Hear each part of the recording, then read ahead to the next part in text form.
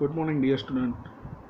We are learning chapter number 2, inverse trigonometric function. We have done some sums from exercise 2.2. We are continuing our exercise to the following question number 3. Tan inverse 2 upon 11 plus tan inverse 7 upon 24 is equal to tan inverse 1 upon 2. Here we have to use one property. You can see that tan inverse x plus tan inverse y is equal to tan inverse x plus y upon 1 minus xy. Here product xy is less than 1. Then we can take tan inverse x plus tan inverse y is equal to tan inverse x plus y upon 1 minus xy. Hold this bracket, it is said domain. We start our problem. LHS, left hand side is given tan inverse 2 upon 11 plus tan inverse 7 upon 24. So tan inverse one time we are writing x plus y, that means 2 upon 11 plus 7 upon 24 upon 1 minus product of both 2 upon 11 into 7 upon 24 is equal to tan inverse. Here we are taking in the numerator as well in the denominator LCM of 11 and 24. You can see 2 into 24 plus 7 into 11 in the denominator LCM. Same way in the denominator 11 into 24 minus 2 into 7 upon 11 into 24. Both denominators from upper and lower, it will be cancelled. So we got tan inverse 48 plus 77, 264 minus 14. We are getting tan inverse 125 upon 250.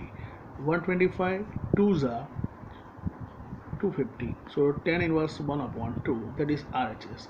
The important property was tan inverse x plus tan inverse y is equal to tan inverse x plus y upon 1 minus xy. Now we take another sum. Same way, question number 4, we have to prove 2 tan inverse 1 upon 2 plus tan inverse 1 upon 7 equal to tan inverse 31 upon 17. Here LHS we have already written. Here we are taking 2 tan inverse 1 upon 2 as a property. Here you can see that 2 tan inverse x. So tan inverse, this domain will become double in the numerator upon 1 minus x square. That is the identity or property. 2 tan inverse x equal to tan inverse 2x upon 1 minus x square. So here we applying here.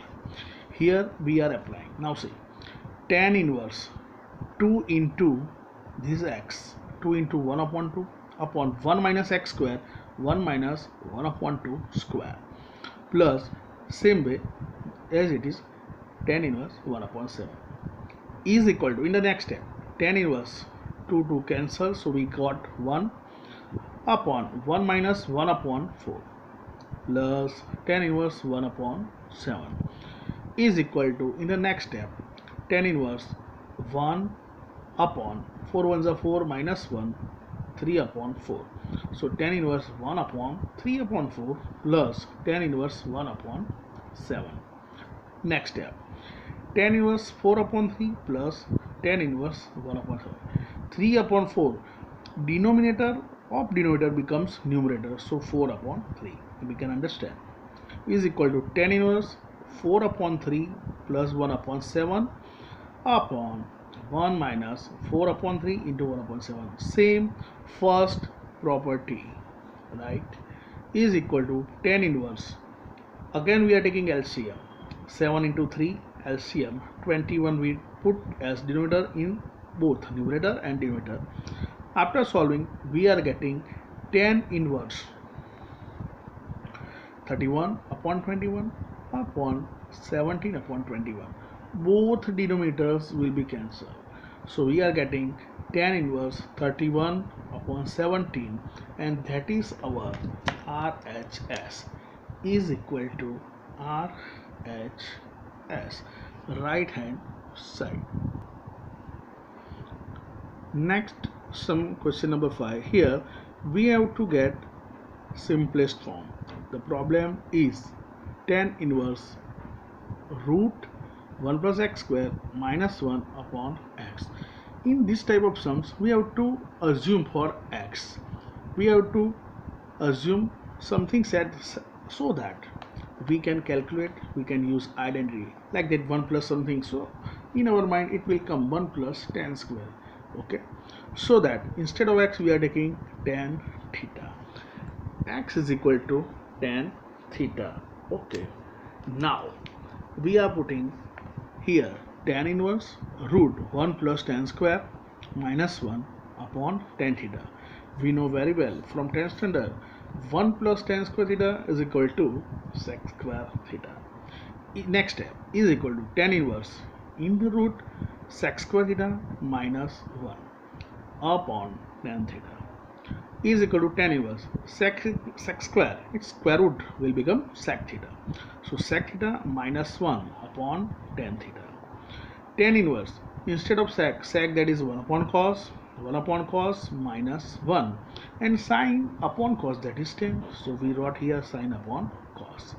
LCM we can take tan inverse 1 minus cos theta upon cos theta, sine upon cos.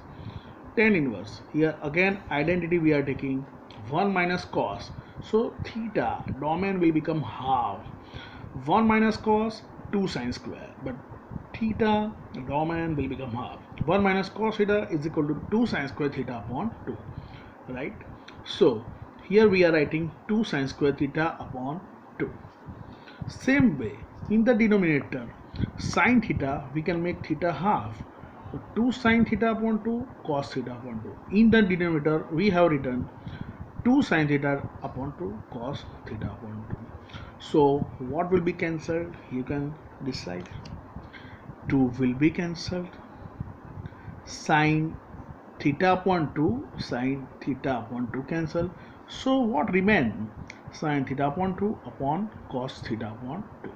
Sine upon cos, same domain, tan theta upon 2. So we got tan inverse tan theta upon 2. Tan inverse and tan will be cancelled. So we got theta upon 2 the answer. But what we have assumed x equal to tan theta. So you can understand theta is equal to tan inverse x. So here instead of theta we are writing tan inverse x upon 2, and that is said 1 upon 2 tan inverse x, and that is our answer. We take another sum. Question number 8. Tan inverse in the domain in the bracket cos x minus sin x upon cos x plus sin x. In this type of sum we can decide by what we should divide. So here each term we are dividing by cos x. So upon cos x, upon cos x, upon cos x, upon cos x. So we are getting here 1 minus sin x upon cos x, 1 plus sin x upon cos x. That means 1 minus tan x, 1 plus tan x. So tan inverse 1 minus tan x upon 1 plus tan x. Here we have to establish one identity. We are using this identity. Tan alpha minus beta is equal to tan alpha minus tan beta upon 1 plus tan alpha into tan beta. Here you can see, here we are putting instead of 1, it is 1 multiplied obviously. Here instead of 1 we are putting tan pi by 4.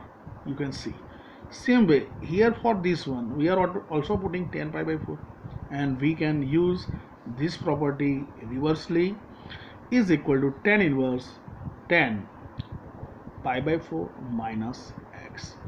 Tan inverse and tan will cancel each other, so we are getting pi by 4 minus x, and that is your answer.